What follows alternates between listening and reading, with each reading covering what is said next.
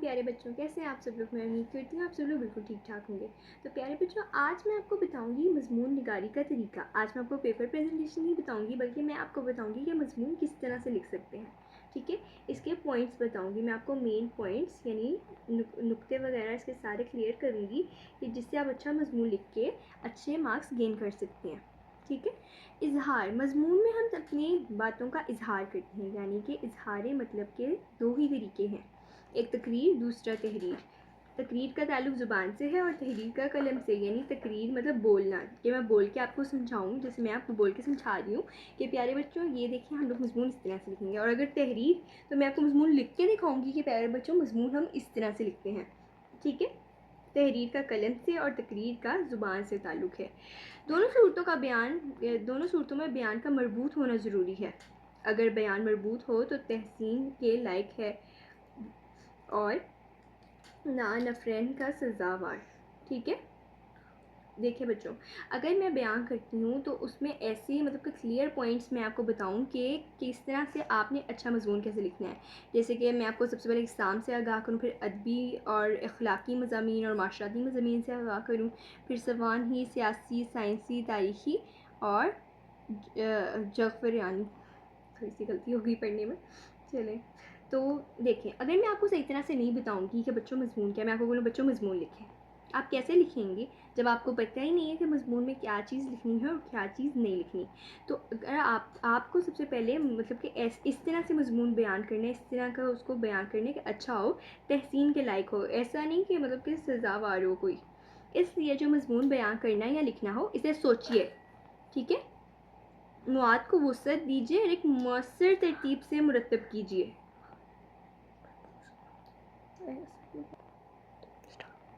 تو ایک مؤثر ترتیب ہونی چاہیے ہماری، سوچنا چاہیے۔ سب سے پہلے آپ نے کیا کرنا ہوتا ہے، ایک پیج لے لینا ہوتا ہے، ٹھیک ہے۔ ایک آپ نے پیج لینا ہے اور اس کے اوپر کیا کرنا ہے، اپنا سارا جو مضمون کا جو سارا اپنے سمری کے حساب سے اپنے سارا مضمون تیار کر لینا ہے۔ جیسے کہ اگر میں کیٹ پہ مضمون لکھ رہی ہوں یا بلی پہ، کیٹ پہ جس پہ، ٹھیک ہے، تو میں کیا کروں گی، میں اس کی ساری شیپ بیان کروں گی، میں اس کے رہن سہن کا طریقہ بیان کروں گی، کہ میں اس کی لیونگ بتاؤں گی، ٹھیک ہے۔ میں اسے سارے پوائنٹس بتا لوں گی کہ پہلے میں لیونگ بتاؤں گی، شیپ بتاؤں گی، اس کا جو ہے انٹرو دوں گی، ٹھیک ہے۔ ایسے ہی کر کے آپ نے سارے پوائنٹس بنا لینے ہوتے ہیں۔ جب آپ یہ سارے پوائنٹس بنا لیں گے تو پھر ہی آپ کا ایک اچھا مضمون لکھا جائے گا، ٹھیک ہے۔ اب یہ دیکھیں، جب مضمون کا مواد جمع اور مربوط ہو جائے، اب جمع ہو گیا، ٹھیک ہے، میں نے سارا جمع کر لیا، ٹھیک ہے، کہ کیا کرنا ہے۔ جیسے کہ اگر میں آپ کو ایک مضمون دکھاتی ہوں، ٹھیک ہے، یہ آب زمزم کا ایک مضمون لکھا ہوا ہے، ٹھیک ہے، میں نے سارا مواد جمع کر لیا، میں نے اس میں اقوال جمع کر لیے، سارا کچھ جمع کر لیا۔ اب اسے لکھنا کیسے ہے، ٹھیک ہے۔ جب مواد جمع اور مربوط ہو جائے تو اسے مختصر سی تمہید کے ساتھ زیب کے کرتاس کیجیے۔ مختصر سی تمہید یعنی کہ جو سٹارٹنگ ہو تو وہ مختصر سا ہونا چاہیے۔ زبان کو روزمرہ اور محاورے کی چاشنی سے آراستہ کیجیے، خدا کا نام لے کر لکھتے جائیے۔ قرآنی آیات، احادیث، قول و اقوال اور بالمحل و موضوع اشعار بھی شامل کیجیے۔ حسن کو بڑھا دیتے ہیں مگر ان کی شمولیت آٹے میں نمک کے برابر ہو۔ یہ اب ایک ضروری پوائنٹ ہے، جو ضروری پوائنٹس جن میں لگا رہی ہوں نا، آپ لگا لیں یا کوئی پیج لے لیں، اس پہ لکھتے جائیں سارے پوائنٹس جو میں آپ کو سمجھا رہی ہوں، ٹھیک ہے، اور اچھی طرح سے سمجھ بھی لیں۔ اگر کوئی کویشچن ہو تو کامنٹس میں بتا دیں، ٹھیک ہے۔ اب دیکھیں، اچھا، تو زبان کو ایسا رکھیں جیسے آپ روزمرہ بات کریں، بہت زیادہ مشکل الفاظ نہیں استعمال کرنے تاکہ پڑھنے والے کو سمجھ آئے کہ آپ کیا بول رہے ہو، ٹھیک ہے۔ اور محاورے استعمال کر لیں، یہ خوبصورت بنا دیتے ہیں، اور خدا کا نام لے کر لکھتے جائیں۔ قرآنی آیات، حدیث، قول و اقوال سب کچھ شامل کریں، پر صرف آٹے میں نمک کے برابر۔ آپ کی امی آٹے میں نمک شامل کرتی ہیں نا، پر اس کا کوئی آٹا بہت زیادہ ہوتا ہے تو اتنا کوئی نمک کا ٹیسٹ نہیں آتا، تو اس کا یہی مطلب ہوتا ہے آٹے میں نمک کے برابر، ٹھیک ہے۔ مضمون کو نہایت درجہ خوش خط لکھیے تاکہ آسانی سے درست طور پر پڑھا جائے اور سمجھا جا سکے۔ میں آپ کو یہ والا پوائنٹ جو ہے پہلے ہی کلیئر کر دیا ہے، ٹھیک ہے، یہ والا بھی ایک پوائنٹ ہے۔ مضمون کو مکمل کر لینے کے بعد ایک دفعہ ضرور پڑھیے۔ جیسے میں نے مضمون لکھ لیا، میں مضمون لکھ رہی تھی، سارا لکھ لیا، اب میں ایک بار اس کو پڑھوں گی تاکہ کوئی غلطی نہ رہ جائے، ٹھیک ہے۔ تو کیا ہوا، املا کی غلطیاں بھی درست کی جا سکیں، اور خیالات جو لکھنے سے رہ گئے ہیں اور پڑھتے ہوئے یاد آئے انہیں بھی تحریر کیا جا سکے۔ جیسے اگر میں پڑھ رہی ہوں، میں بولوں کہ اچھا اس میں تو ایک اور پوائنٹ ہونا چاہیے جس میں میں ایک سام بتاتی، تو میں جلدی اس کو بھی ساتھ ہی تحریر کر دوں گی. ٹھیک ہے. اب اقسام. ہر مضمون زندگی کے کسی نہ کسی شعبے سے متعلق ہوتا ہے. اس لحاظ سے مضمون کو درج ذیل اقسام میں تقسیم کیا گیا ہے. سب سے پہلے ادبی. ٹھیک ہے. یعنی کہ ایسے مضامین جو ادب سے متعلق ہوں, یعنی کہ کسی ادبی مجلس کے کارکردگی, شعراء کے لطائف, شعر و سخن وغیرہ. ٹھیک ہے. اس طرح کر کے ہم نے اس میں بیان کرنے تھے. اخلاقی, جو اخلاق کے متعلق ہو, انصاف, صلہ رحمی. جیسے آج میں لکھ رہی ہوں کہ صلہ رحمی, انصاف پہ میں لکھ رہی ہوں کہ انصاف کیا ہوتا ہے, کیا ضرورت ہے اس کی, یا اس طرح سے. ٹھیک ہے. پھر ہے ہمارے پاس معاشرتی.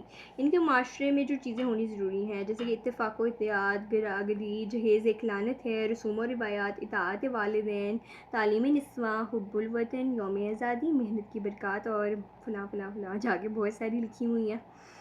اچھا. سوانحی, ایسے مضامین جو کسی شخصیت کے احوال سے متعلق ہوں, جنہیں ہم انگلش میں بایوگرافی بھی کہتے ہیں.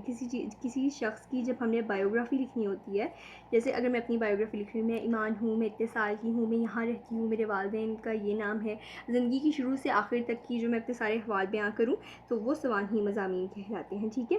جیسے اس میں ہو جاتا ہے سر سید احمد خان, علامہ اقبال, قائد اعظم, مادر ملت فاطمہ جناح, لیاقت علی خان, مولانا الطاف حسین حالی, مولانا ظفر علی خان وغیرہ وغیرہ.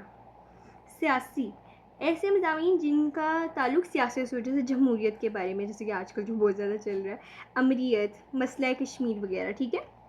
سائنسی تو بہت زیادہ مطلب امپورٹنٹ ٹائپ کی چیز ہوتی ہے. سائنس کے بارے میں پتہ کرنا. اس میں ٹیکنالوجی, انفارمیشن, ٹیکنیکل ایجوکیشن, ٹیلی ویژن, موبائل فون, کمپیوٹر, دور حاضر کی ضرورت, اور سائنس کے کرشمے وغیرہ. ٹھیک ہے. یہ بہت ہی کچھ خاص مضمون ہوتے ہیں جن میں ہم مطلب کہ بات کر سکتے ہیں.